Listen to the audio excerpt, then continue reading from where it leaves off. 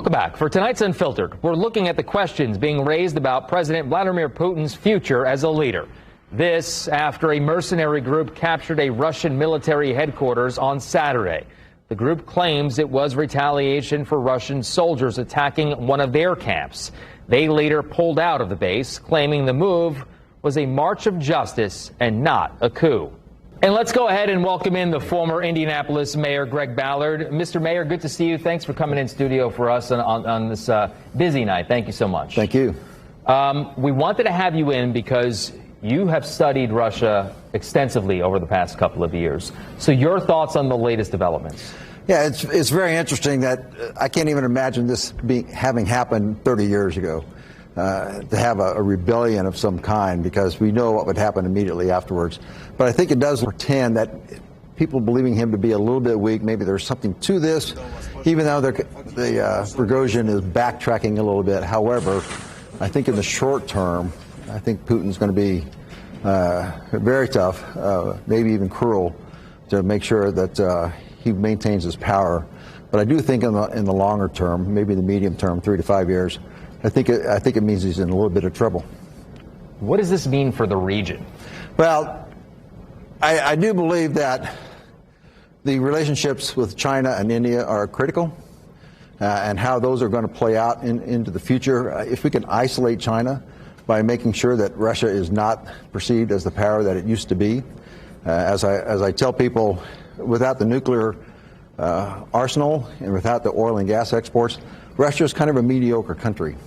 And if we can isolate him in some way by attacking those two issues, I think then we've made sure that China and Russia will now be a powerhouse together. Do you understand people at home that are probably saying that that's surprising to them because of everything that they're seeing coming out of that region, specifically when it comes to their war with Ukraine?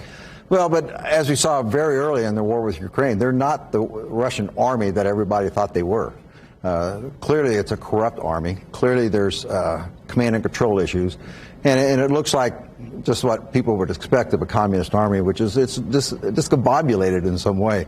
They don't have great command and control, and they can't prosecute kind of a basic war. And I think that portends poorly for them. And I think it's something to take advantage of. But their army and their defense structure has been exposed over the last couple of years. Is it fair to say that clearly there's a lot of infighting between Putin and his lieutenants? I think there is some infighting. Putin is in control, no question about that. Unlike 30 or 40 years ago, where the Soviet Politburo was behind the premiers of the Soviet Union, Putin has built up his own infrastructure with these Russian elites. And I think that he has to make sure those people are on board with him and stay with him. And if they start thinking he's weaker and can't control it, then I think he's in trouble. Well, and that's what I think. I think a lot of people who maybe aren't as far in the weeds as you are, or really a lot of other people out there that study this extensively, is why does he have so much power? Because if his lieutenants aren't on the same page with him, I mean, speaking from our perspective, right, that's not good. But there are other things at work here, right? Well, there's a whole different dynamic than a democracy, obviously. Repression, cruelty, viciousness, all those things come into play. And if you're at the top of the food chain in a place like Russia, then there's some certain things you have to do to maintain control.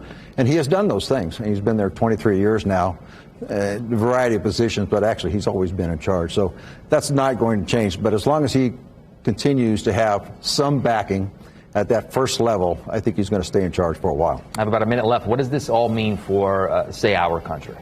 Well, I've thought for the last few years that Russia is kind of in decline, and we have to make sure that we focus. So we always have a tendency in our country to create an enemy, so that the defense knows who to focus on and that sort of thing.